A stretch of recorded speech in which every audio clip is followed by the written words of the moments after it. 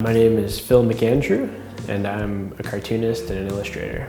When I was a kid, I would just draw all the time. I mean, my brother and I would sit on the floor and draw monsters and try to draw like every single monster that we were aware of. I've always liked drawing pictures a lot. It got to a point where it's really the only thing I can do.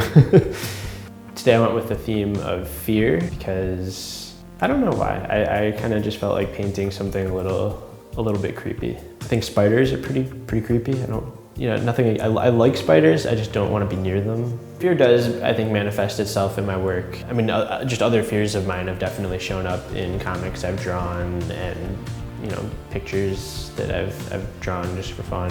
I have talked to a lot of friends and who are also cartoonists or illustrators, and we've all kind of agreed that our sketchbooks are always full of anxieties and fears and things that we don't like to think about, yet we draw them, and we just can't help it.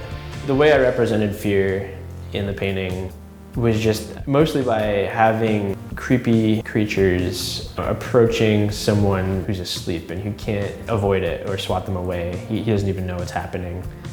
The first step was just drawing on paper, like crappy printer paper with pencil, just real quick and loose. The second step that I did was the ink drawing using a light box over the crappy pencil drawing. Then once I was done inking the drawing, I just started dumping watercolor paint all over it. I started with sort of a lighter wash of blue and then brought in some darker colors, and finally I painted white for all the bugs' eyeballs and teeth, and then touched it up a little with ink at the end, and that was pretty much it.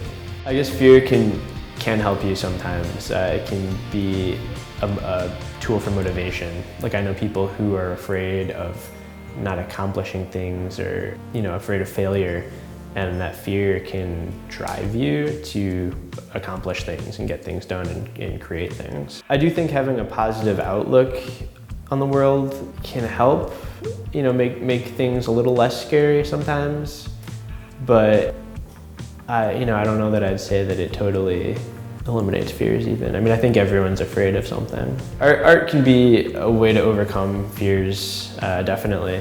A lot of times I'll combat fear with humor. I write a lot of jokes in the comics I draw, and a lot of those jokes are about things I'm afraid of. If you can't joke about fear, then I don't really know how else to combat it. If I had an answer to that, I'd be completely fearless all the time, which I don't think anyone is.